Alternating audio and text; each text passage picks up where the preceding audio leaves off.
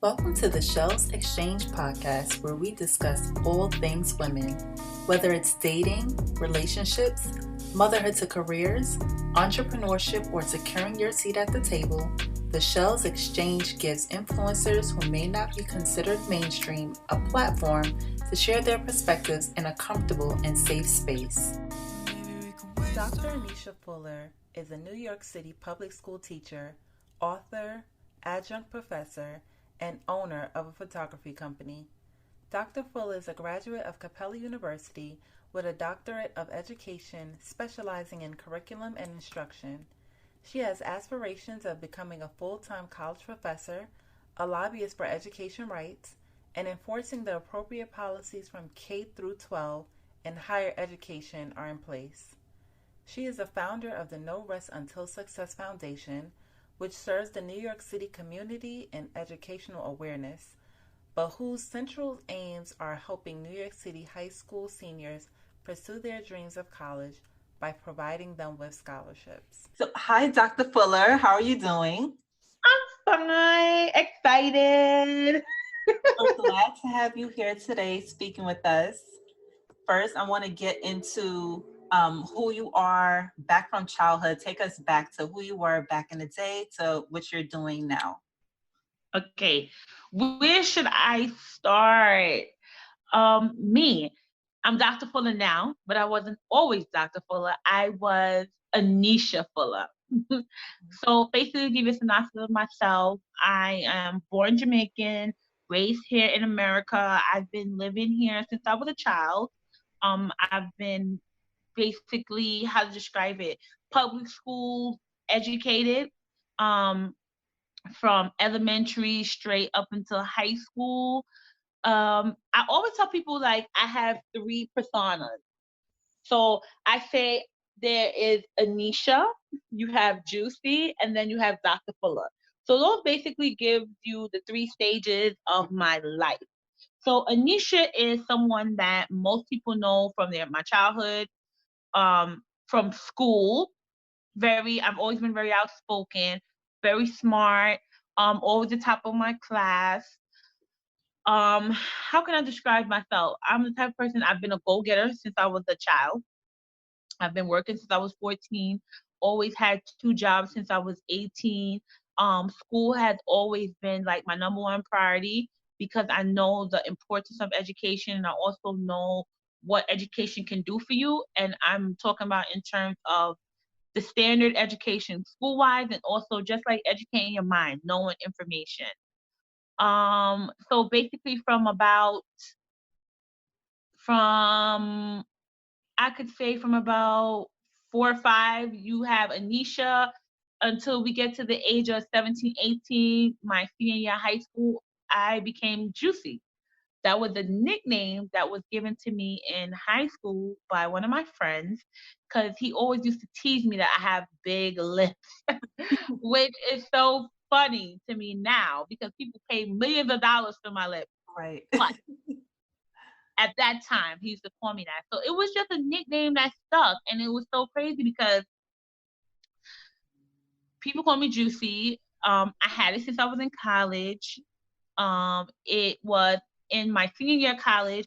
I started doing photography with Damn Shorty, and that was basically like my alias, so I could say like my work name because most people call me Juicy, and it was just a name that stuck.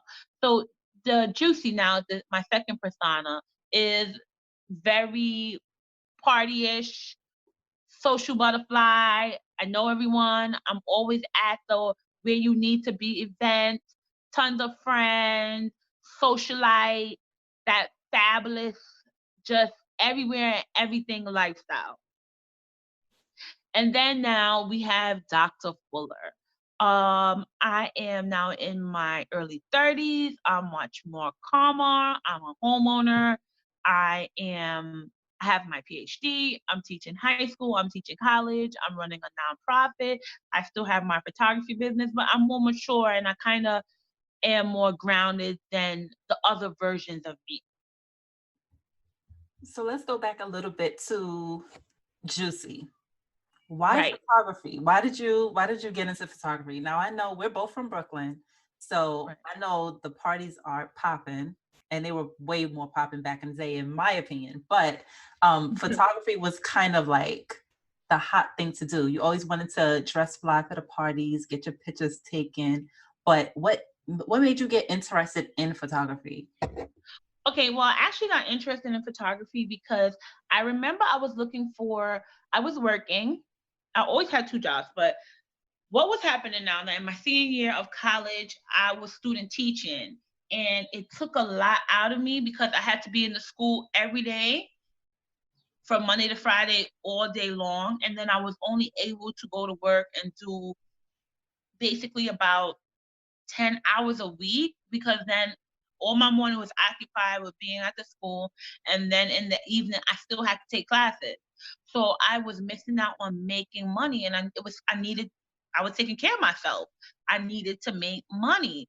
So I had saw an ad one time on Craigslist for girl photographers.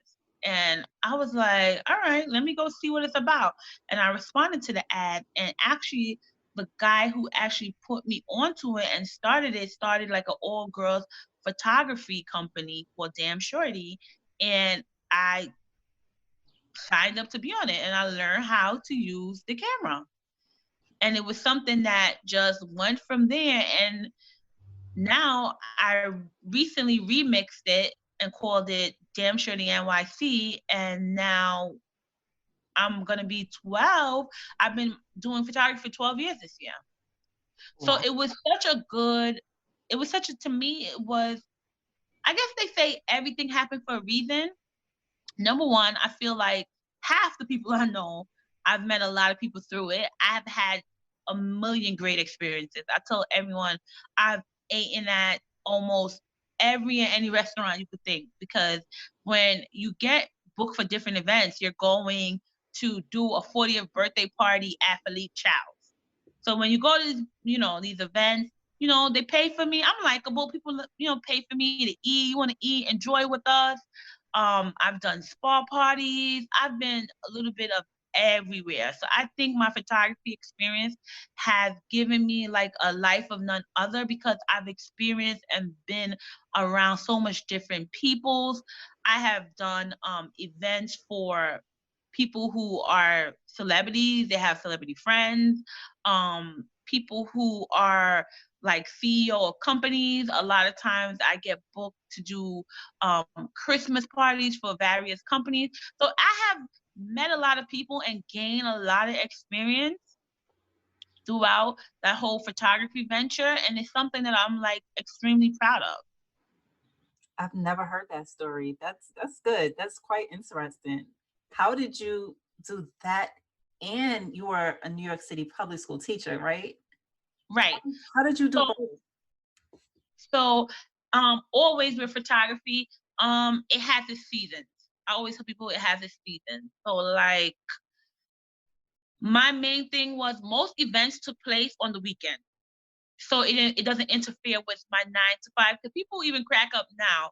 I mean, we're in a pandemic, so my season is nothing is really going on right now because we're on lockdown. But normally, I tell people that it doesn't interfere with my 9 to 5 because most of my events occur on the weekend. So they're really most people do things on Friday and Saturday, from Friday, Saturday, Sunday. More so, Saturday is or normally always my busy days.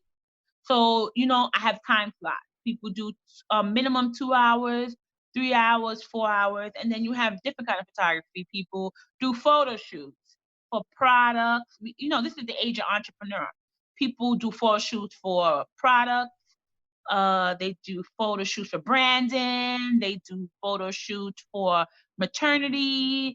So it's various different things that can be done with photography. It's just not alone to event photography. And basically, I make a schedule. And when you are good at what you do, people work with you.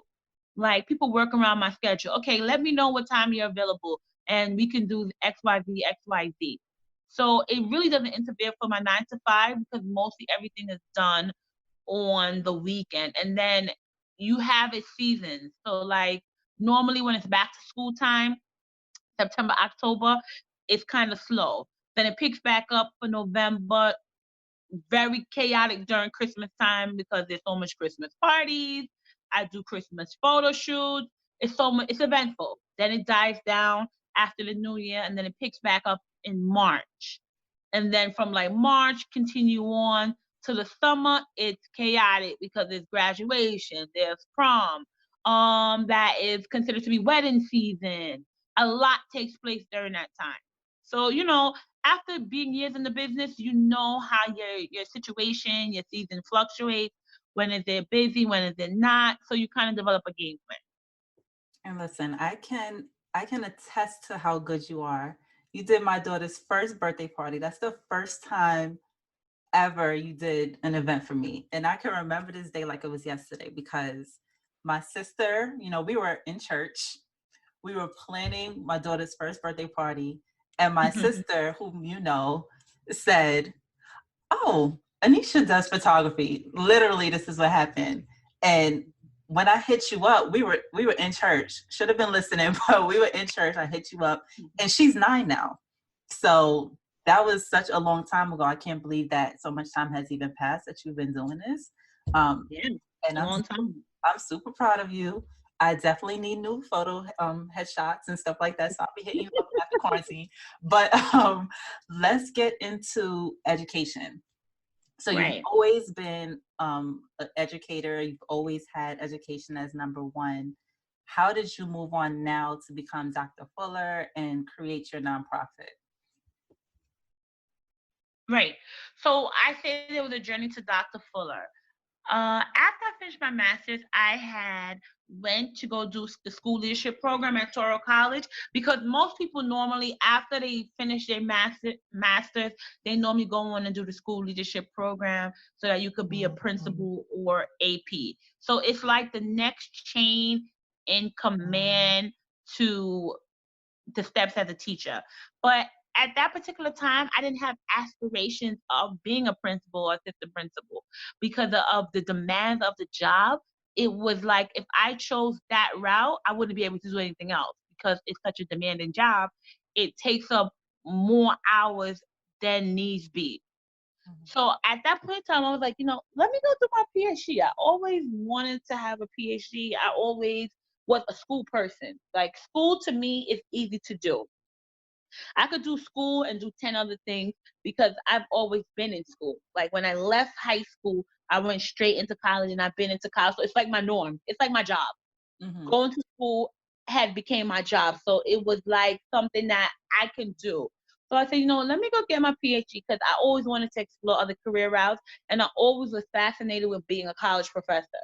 So I left those credits that I had for the school leadership program and I went and ventured and found out about a PhD program.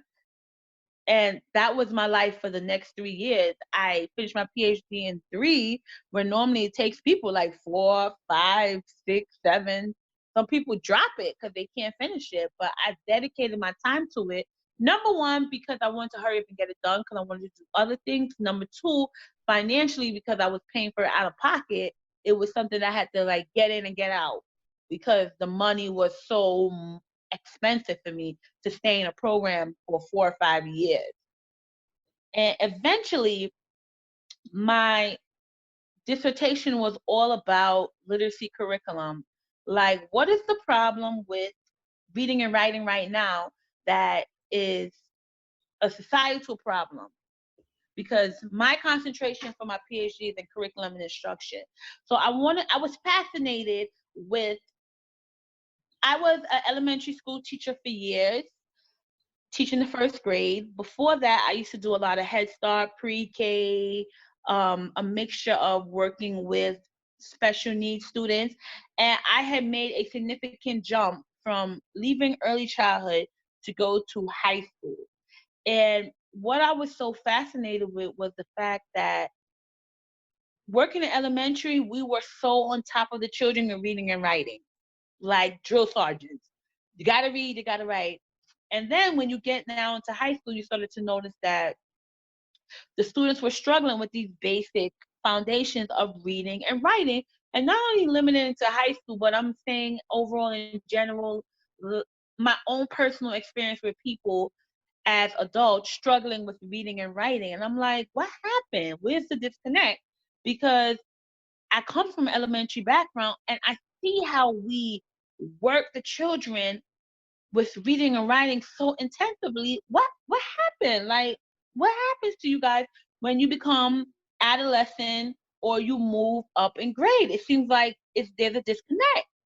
So I did my dissertation around the whole idea of what's going on with literacy. Why do schools need such strong literacy backgrounds, especially in the early childhood stages? And some of the things that I found out was like there is a huge disconnect, and it's only seemingly going to get worse as time goes by because of the use of technology. People are running away from reading print. Like, I'm the type of person, it's so crazy. It's a pandemic right now, but I went to Staples to print out some emails that I had of information to read the print. Like, I am such a big person on I need to physically read it in print. I read it 10 times better in print than I do off an email, off my phone, or reading it off of the phone. And it's something that people run away from reading books now because we have audiobooks. So you rather not read, you rather just hear it. But then when I call you to read, you can't read because it's not something that you practice doing. You can't read out loud because you just go by technology. A lot of people write how they speak. They don't know how to necessarily write properly because they can talk into their phone and it could be done for you. Like, everything is done through technology now. So when you pull away from the technology, people can't function without it. So I said, like, this is so crazy. I just kept noticing in it through a lot of times. And a lot of times I think that a lot of people don't know. They don't know how to do better because they don't know how to be better. Like, if it's not explained to you, if you don't have knowledge or those resources, you can't do better. And I've been blessed to be around different people to know better about a lot of things. So I said, you know what? I've always been big on giving back. Like, every time throughout my life, people have charity events, giving, donating. I'm always on the front line. So they say when you reach a certain height in life, it's very important to give back. It's very important to help others. And I started my nonprofit because I wanted to close the literacy gap. A lot of times I've had experience with friends saying, oh, they need help with their children because of reading and writing. They need help with educational resources. Just a lot of times people don't know where to go get information from. So I said, you know what is a better way to help, but to give this information, and it's free. So you can come and know what I know as a teacher to help your child become a better reader and writer. You can come and know the appropriate way of how to dress in a work world through an educational workshop about business presentation for free, which most people sell these type of information, but we're giving it to you for free. One of the things that my nonprofit does every year, we give away 2 scholarships to 2 New York City high school students that aids with some type of form of helping them with college, most likely to buy books. Because it was something that was done for me. There was a lady named Doreen Robles that I used to work for her, and she saw the vision of me. She saw what she wanted me to be that I didn't see in myself, and she wanted to help me become a product of her environment and not of my environment. So it was something that I held so dear to me because she died of cancer and she couldn't get to see what I manifested out of what she wanted me to be. So it was so important to honor her legacy and doing this give back. So it's in its second year. Last year we had like a really, really big brunch. We brought in guest speakers. It was called the Race to the Top because I tell everybody the main goal is, the metaphor is race to the top, but it's not actually to race because life is not about racing or It's not about being in competition, but the race to the top is, we're not going to stop. You got to not stop until you go to your ultimate heights. I didn't stop with education at, okay, I got a master's, that's it. I went to the top. I obtained the highest degree of the land. And my friends joke with me and say, Anesha, if there was something over PhD, you probably would go get that as well. Because I always tell people the race to the top, it never stops. People get so caught up with a society standard of, okay, this is it. This is what you're supposed to be doing, and that's it. You're not supposed to aim higher or dream big, and that's not the case scenario. You can do whatever you want to do as long as you put your mind to it. And you don't have to have a standard life because this is all you know or this is all you see.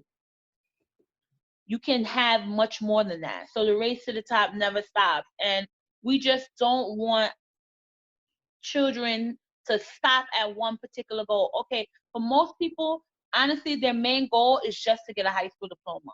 For them,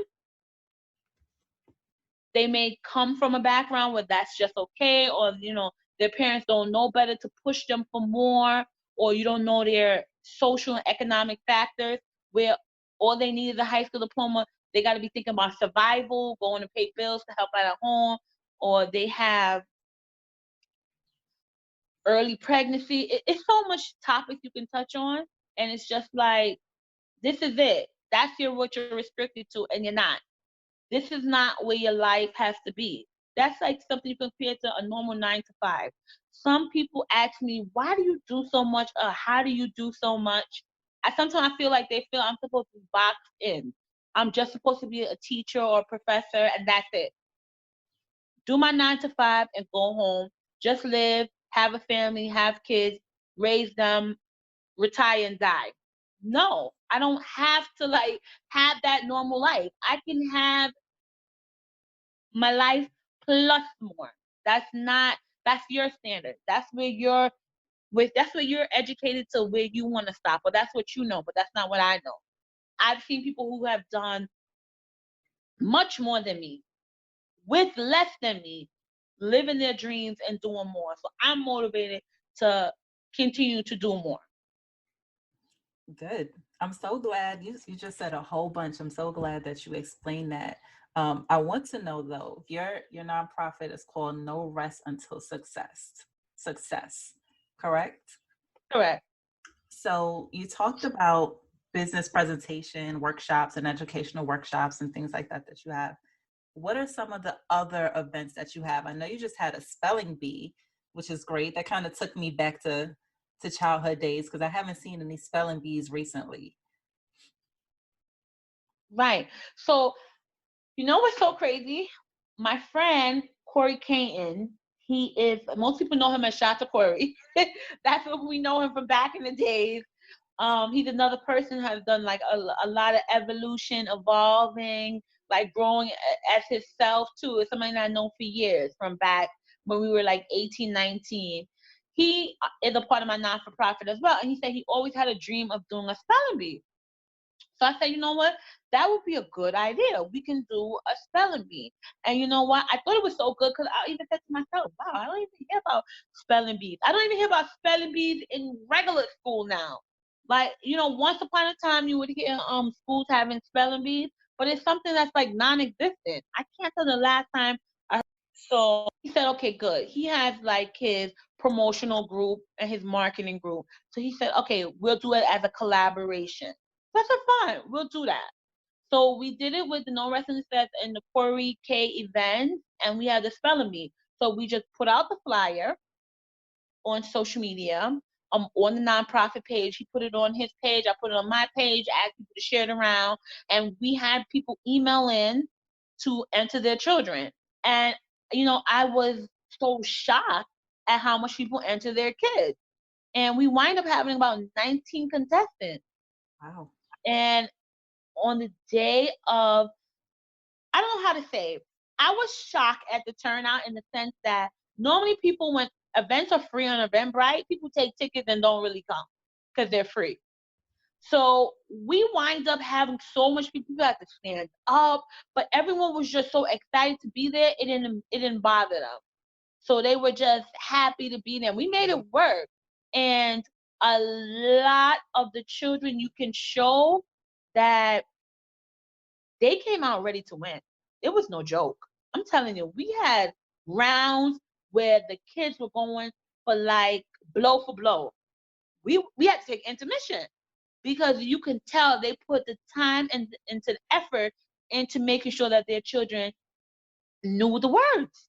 And what was so good was that we gave away prizes to everyone because we wanted to say thank you for your time and your effort. So everyone went home, even though the prizes varied. You know, of course, the first place winner got a outstanding prize, but we made sure everyone went home with something and a T-shirt and something to say basically thank you because you took time out. Everyone showed up. You know how normally you have a spelling bee, some people would drop out the morning. Everyone was there on time with their kids. Wow. They came out, they were on time with their children. The kids were, well behaved. They didn't whine or cry if they lost. I mean, it was really amazing. We had such a good time. I'm telling you, putting together the workshops are so stressful sometimes because it takes, people don't see the behind the scenes, getting things together, copying. I'm like, oh, but the outcome of it is so amazing that it is something that I look forward to. I like to do my community service work. It's really something that's dear to my heart. I don't feel I'm rich. I'm not rich. Let me say that I'm not wealthy. I don't come from a wealthy background, but I feel I'm rich in resources. I know how to reach out to people. I know how to talk to people to get a hold of what I need to. I know people that know people, and I know how to put on events, get them done. So why not give back? It's such a good feeling to give back and to see how other people gravitate to you. Like when we do our workshops, we have people that come out with their kids and they come and spend the Sunday with their kids. And you could just see how they're happy to be with their children. We have one not contestant. Let me take it back. We have one participant. He comes out with his 4 boys and he's just happy to be there with his kids. And we normally have food donation. A lot of the members, they we all chip in, we cook, we do all kind of stuff, and we give our participants hot food, drinks, because you're coming out to a workshop on a Sunday, you're hungry. We don't know if you're coming with your last dollar to get over to our event, and we want to make sure that you eat, you feel good, and it's just a nice feeling that people just happy to be with their children and learning the resources. And they're getting free books, free knowledge. It's such a good thing. Right. So what's next for you? What's next for Dr. Fuller and Juicy Right. and Anesha? And Anisha, all 3 of me. Well, my nonprofit is my baby, so it's like my everything. I feel like it's something that I can hand down to my children. Eventually, when I do have kids, I want them to know what it is to give back. Mhm. A lot of times, I feel like a lot of my attitude and who I am is shaped on my experiences and my exposure. Doreen and her sister Mercedes were 2 people that I worked for growing up, and they exposed me to the idea of community give back, charity, and the importance of being humble and helping others. And that was something that was instilled from me as a young child. So it was something that I grew up with knowing. Because with them, every year we would give back to the community through a prayer breakfast, and I would go donate my services, clean up, help, serve food, do all of this to give back to the community so that they had this charity event where they would raise for the orphanages in Trinidad. A lot of times we would go all over the place and help people, and it was such a good feeling to see people get the help that they want. It's something that is so close to my heart, and I have my nonprofit and I want to keep it and eventually expose my children to it when I do have kids, to the power of giving back. It shapes you in so many ways because it, number one, shows you a place where you don't want to be, in a sense that you always want to aspire to be bigger than what your norms is. That even if you come from the ghetto, you don't have to stay in the ghetto. Number two, it teaches you humility to know that, this can happen to anyone. Anyone could be in a certain circumstances. It doesn't matter if you're pretty, you're skinny, you're brown, your color, your complexion, your ethnicity.